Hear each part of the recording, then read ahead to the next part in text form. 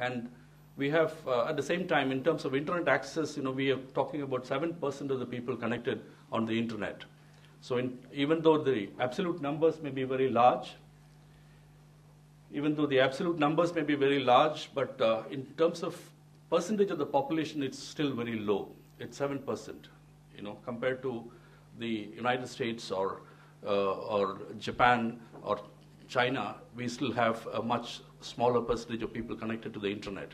So I think these are some of the issues which we will need to address when we are looking at this whole question of urban governance. I would like to look at also point out a few other factors which we may also need to look at, to consider, especially since we have some urban administrators here among the delegates, and we have the leadership of people like Mr. Rao, who actually conceived of many of those things which seemed impossible at a time when you're looking at urban governance. But he showed that it is actually possible.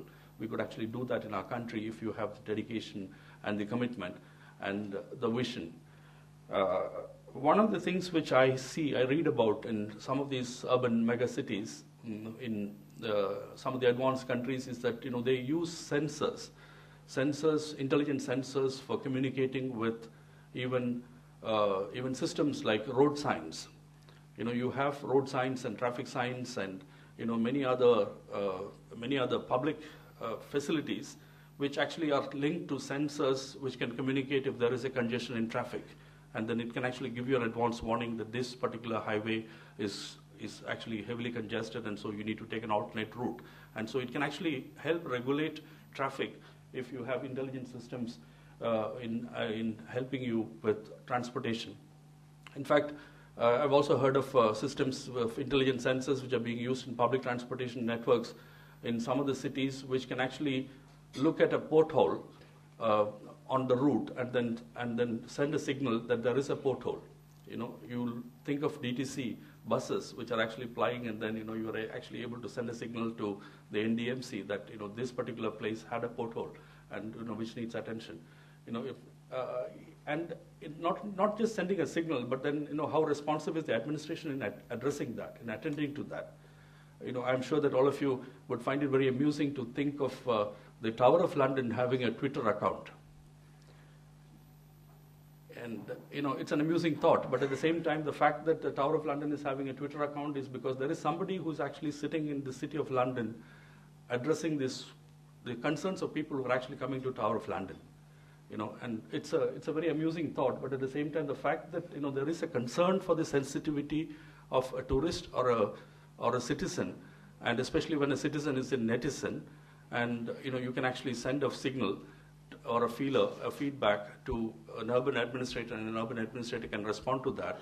I think it's a very thoughtful gesture of urban governance that your urban governance systems are changing. And we live in this nightmarish thought also of many cities in India which have this sewerage systems and water supply pipelines traveling almost simultaneously, and both of them are corroded. And it's a nightmarish thought to think of what will happen if sewage actually mixes with the drinking water supply pipelines. So you need to really think in terms of new systems of looking at urban governance as population is changing. And as Dr. Ravi Gupta mentioned, if you are actually thinking in terms of 40% or 40% is already there in terms of urbanization, and then you're thinking in terms of 60% urban centers and urban population, we need to also have increase in amenities. And if 2025, the commissioner of the Bombay Municipal Corporation, or what is called the MGMC, or Hyderabad, or Bengal, Calcutta, or Bengaluru, you can actually think of what will be the kind of challenges which that person will be having in 2025 or 2050. And I think we need to really think in terms of how cities are in transition, and we need to really plan for that. And I hope that many of these, with your insights, you will actually add to this rich discussion which is happening. And we will be really fortunate if we are able to think in terms of a better quality of life for our children, for the next generation. And I think that will be a major contribution which all of us will be making. Mr. Saugata Roy, the Honorable Union Minister of State, mentioned that We are looking at the common service centers as a platform for creating public awareness. I feel that if you're not looking only at educational services and information services and transactional services, if the common service centers, 250,000 in every panchayat of the country, can actually become a vehicle for Bharat Nirman, people in the villages need to know about NREGA, about Jawaharlal Nehru Urban Renewal Mission, about the National Rural Health Mission, and about HIV/AIDS or about H1N1. But the kind of investment which you're making on public television now is so expensive that for a 30-second spot on the television, you need to pay something like 10 lakhs or 20 lakhs. So if I need to have a 10-minute of public awareness on saving lives, I need to spend about 2 crores. 10 minutes, 20, 30-second spots, I need to spend 2 crores. But you just think of the possibility that you have a huge platform available through the common service centers in local languages, in dialects. You can actually put the message, and the villagers can actually watch this about H1N1, about the National Rural Health Mission.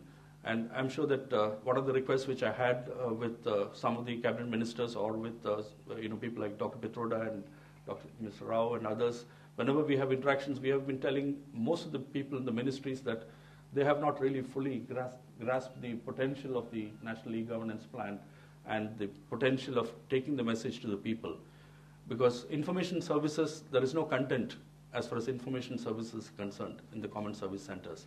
So if we could also look at content creation as a huge challenge in Indian languages, I think that's also a huge business opportunity and a business model for the National E-Governance Plan and the common service centers.